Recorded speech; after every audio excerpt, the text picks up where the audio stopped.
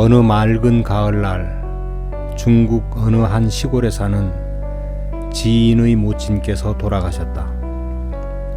시신을 화장하려고 유족들과 함께 화장터로 갔다.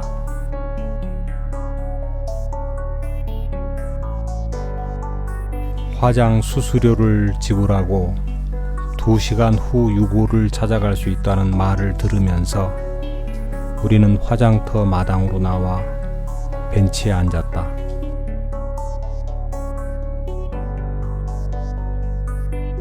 멀리 가을 들판을 바라보며 모친의 지난 날을 회상할 때에 호련히 검은 그림자가 나타나 화장터 마당을 어지럽히기 시작했다.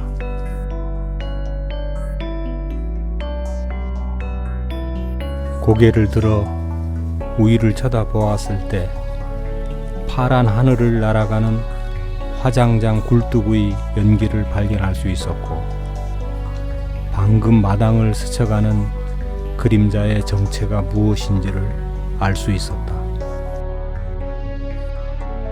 바로 모친의 것이었다.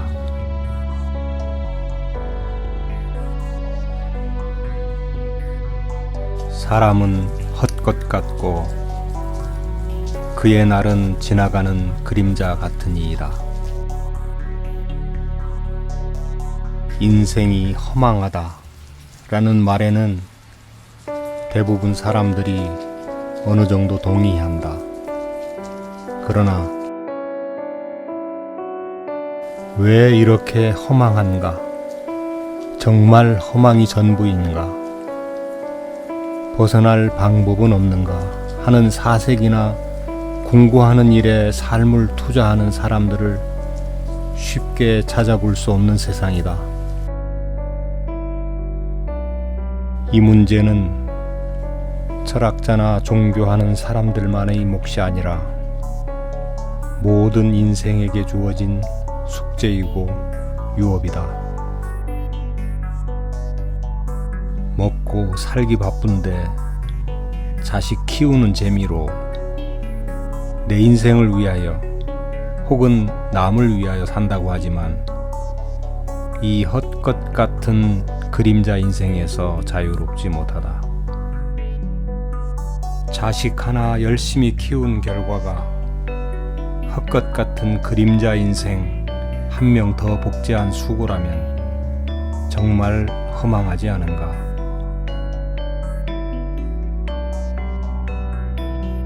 이 세상에 충만한 공중의 세력이 인생들로 하여금 절망적인 상황을 감각하지 못하게 하지만, 하나님은 인생의 마음을 두드리시고 사람의 귀를 여시고 인치듯 교훈하신다. 하나님의 말씀을 통해 얻은 자신을 아는 지식은 생명을 얻는 지혜와 연결되어 있다. 여호와여, 나의 종말과 연한의 어떠함을 알게 하사 나로 나의 연약함을 알게 하소서. 주께서 나의 날을 손넓이만큼 되게 하시매 나의 일생이 주 앞에서는 없는 것 같사오니 사람마다 그 든든히 선 때도 진실로 허사뿐이니이다. 다윗의 손 넓이가 얼마나 되는지 알 수 없으나 나의 한 뼘은 23cm이다. 23cm 앞에 사망이 기다리고 있다.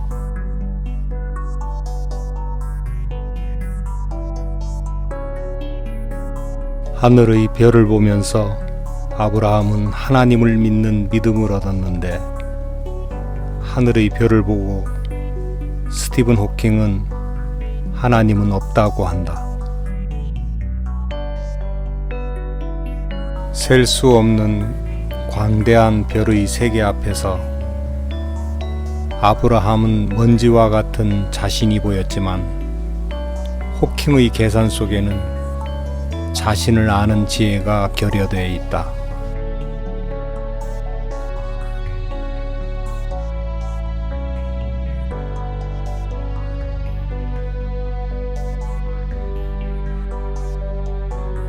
(17세기) 초 네덜란드에서 유행했던 바니타스라는 정물화 양식이 있다. 이 정물화 작가들은 인생의 무상함, 죽음의 불가피성, 속세의 업적이나 쾌락의 덧없음과 무의미함을 상징하는 소재들을 주로 다루었다. 피터 클라스의 이 정물화에서 볼 수 있는 해골, 멈춘 시계, 꺼진 등잔, 엎어진 물잔 등은 그 물건 자체가 내포하고 있는 강한 상징성이 감상자로 하여금 인생 무상의 깊은 사색 가운데로 젖어들게 한다.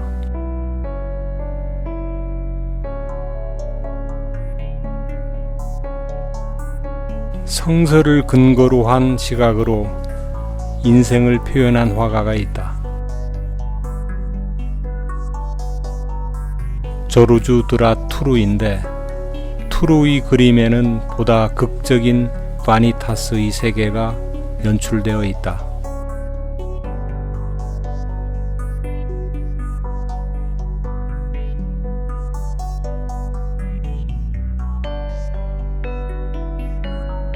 마그달렌이라는 단어는 보통 더와 함께 사용하여 성서에 나오는 막달라 마리아를 뜻하기도 하고, 소문자 M을 사용하면 새 삶을 사는 매춘부라는 뜻이 된다. 등불로 인하여 드러난 세계는 어깨를 드러낸 채 등불을 응시하고 있는 여인과 투명한 유리 그릇 등잔, 그 속에 있는 짤막한 심지, 맑은 기름, 상 위에 방치되어 있는 듯한 나무 십자가와 성경책, 그리고 끈이다. 타오르는 불꽃을 응시하고 있는 여인은 한 손으로는 턱을 괴고 한 손은 무릎 위에 놓은 두개골 위에 얹고 있다. 지독한 정막이 흐른다. 한 점 공기의 이동도 용납지 않는 정지된 시간이 화면을 지배한다. 타오르는 불꽃과 같은 욕망, 그리고 이미 드러난 짤막한 심지와 같은 예정된 인생의 결과, 욕망을 따라가는 삶에 얼룩진 죄에 대한 고통, 그리고 자책과 심판에 대한 두려움, 생각에 잠긴 이 여인과 십자가는 아직 특별한 관계를 형성하지 못하고 있다. 도리어 십자가는 심각한 상황의 여인에 대하여 무관한 듯이 누워있고, 여인의 눈은 십자가가 아니라 타고 있는 촛불에 고정되어 있으며,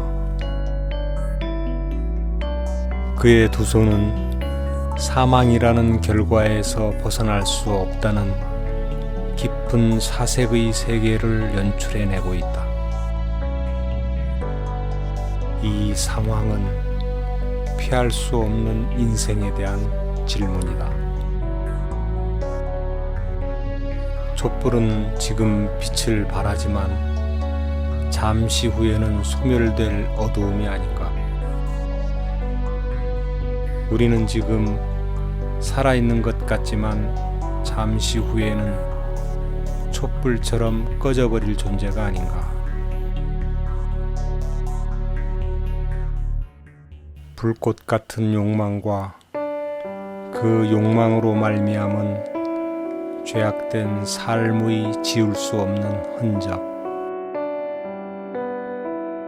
그리고 어제보다 더 가까이 다가와 있는 사망이라는 심연의 세계.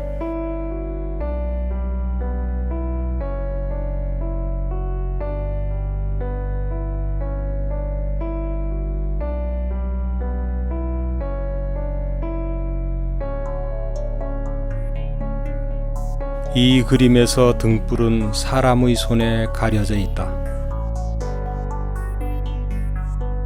화면을 구성하는 내용의 주제이자 작가 마음 중심에 자리 잡고 있는 아기 예수를 빛으로 표현하려는 의도 때문일 것이다.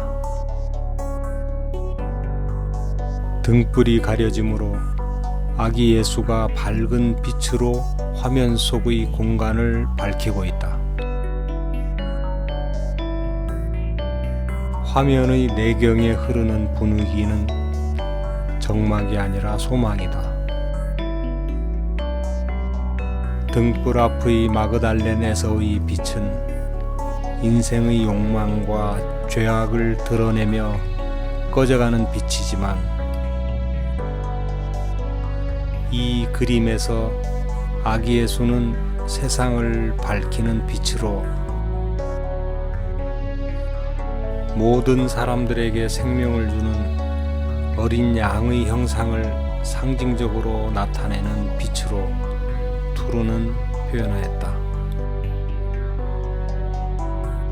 이는 표면적이고 종교적이며 형식적인 경배의 대상으로서의 예수 탄생을 그린 것이 아니다.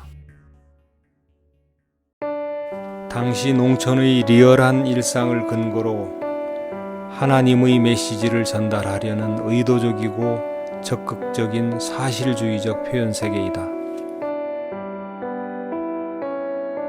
예수의 탄생이 먼 나라, 남의 이야기가 아니라 아주 가까이, 바로 자신들의 사건으로 취급되기 바라는 의도적인 작가의 견해가 화면에 잘 나타나 있다.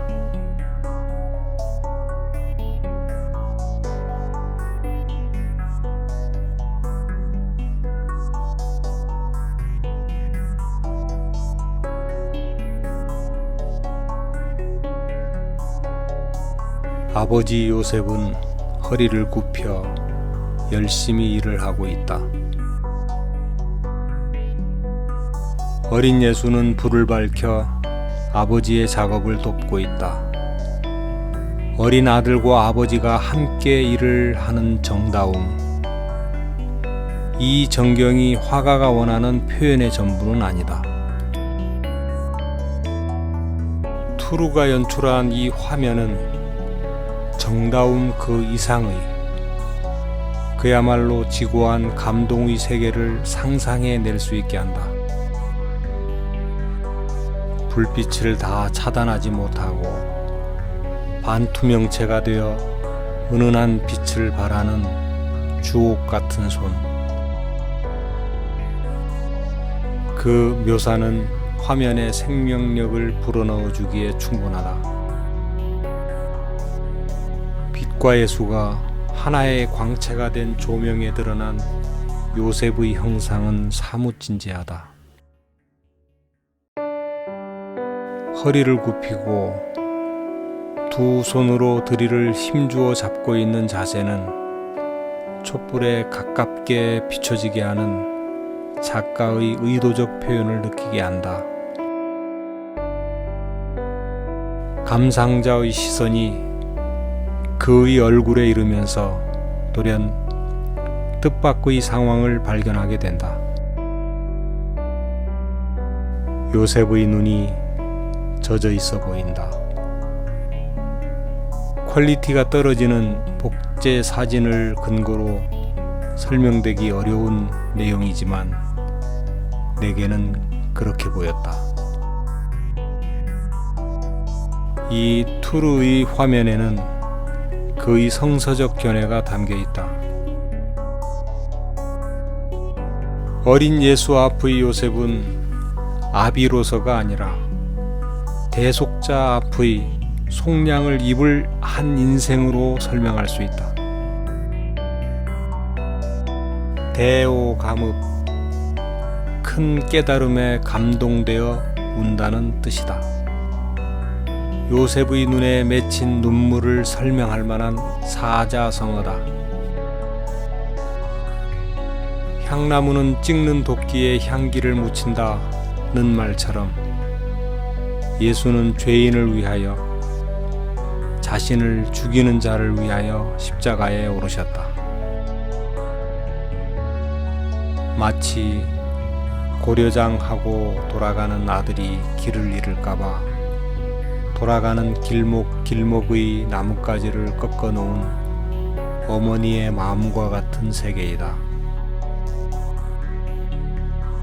주를 위하여 목숨까지 내놓았다고 외치던 베드로가 예수를 저주하며 3번이나 부인한 자기의 모습이 뚜렷이 보이면서 통곡했다. 이 눈물은 정죄에 빠진 눈물도 아니고 용서를 비는 참회의 눈물도 아니다. 말씀대로 자신의 주를 부인하고 있는 자신과 말씀대로 십자가에 올라가고 부활하여 먼저 갈릴리로 가겠다고 말씀하신 예수가 기억되면서 이 두 가지의 세계가 충돌된 곳에 형성된 감동의 눈물이다. 투르의 화면에 그려진 어린 그리스도의 붉게 비춰진 손가락의 살 속에 흐르는 보혈은 십자가 형틀을 만드는 사람을 위하여, 그리고 이 세상 모든 사람들의 죄를 위하여 흘려질 것이다. 그리고 지금 어린 예수의 도움을 입어 일하는 목공의 손에 만들어진 목재가 예수 십자가로 쓰일 것이라면 지나친 상상일까? 예수께서 대답하여 가라사대 너희가 이 성전을 헐라 내가 사흘 동안에 일으키리라. 우리가 항상 예수 죽인 것을 몸에 짊어짐은 예수의 생명도 우리 몸에 나타나게 하려 함이라. 이슬이 찬 것과 더운 것이 만나는 곳에 맺혀지는 물방울인 것처럼 바니타스 인생의 저주와 하나님의 긍휼이 만나는 십자가가 새겨지는 마음에 이슬이 맺힌다. 그가 찔림은 우리의 허물을 인하며 그가 상함은 우리의 죄악을 인함이라.